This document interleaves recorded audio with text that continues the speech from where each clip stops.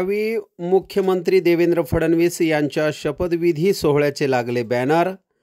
महाराष्ट्राच्या मुख्यमंत्रीपदासाठी महायुतीमध्ये अजून निर्णय झालेला नाही। याआधीच देवेंद्र फडणवीस हे राज्याचे भावी मुख्यमंत्री आणि शपथविधी सोहळ्याच्या हार्दिक शुभेच्छा अशा आशयाचे बुलढाणा शहरात बॅनर लागले असून हे बॅनर बुलढाणेकर यांचे लक्ष वेधून घेत आहे। पुन्हा एकदा शपथविधीपूर्वी भावी मुख्यमंत्री देवेंद्र फडणवीस यांचे बॅनर बुलढाण्यातील संगम चौकात लावण्यात आले असून महायुतीला मुख्यमंत्रीपदासाठी नाव निश्चित करता आलेले नाही।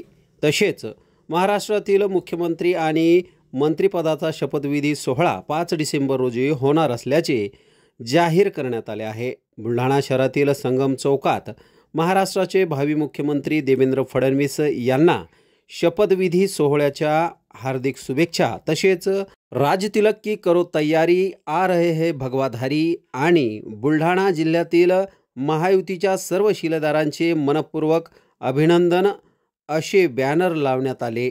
मात्र या बॅनरवर महायुतीतील जिंकून आलेले आमदार संजय गायकवाड यांचे नाव आणि फोटो वगळण्यात आले आहे। तर आता फक्त कमळच असा मजकूर माजी आमदार विजयराज शिंदे यांच्या फोटोसमोर लिहिण्यात आला आहे।